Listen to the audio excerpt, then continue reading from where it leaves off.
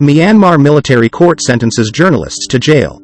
2 journalists in Myanmar were sentenced to 2 years in prison for their reporting by a military court, which was denounced by rights groups as the latest attack on press freedom since the country's coup.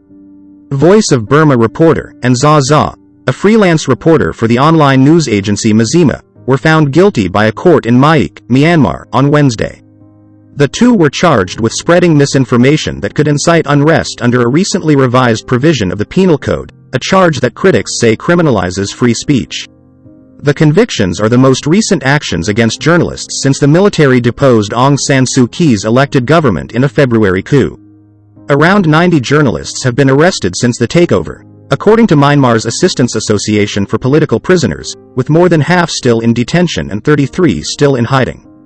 The coup sparked widespread civilian protests against military rule, which were met with a brutal crackdown that resulted in the deaths of hundreds of people. The Democratic Voice of Burma and Mizzima are 2 of 5 local media outlets whose licenses were revoked in March. Both have continued to operate, as have many other banned media outlets.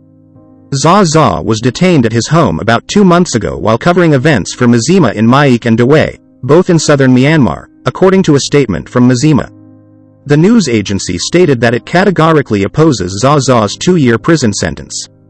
It demands the immediate release of all journalists wrongfully detained by the ruling junta, it said.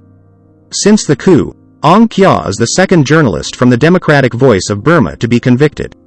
Min Neo, a reporter, was sentenced to 3 years in prison on May 12 for violating a provision prohibiting the spread of false information.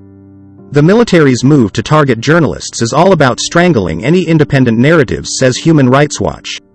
The charges against the journalists, he said, were politically motivated and bogus. If you haven't done yet, please subscribe our channel.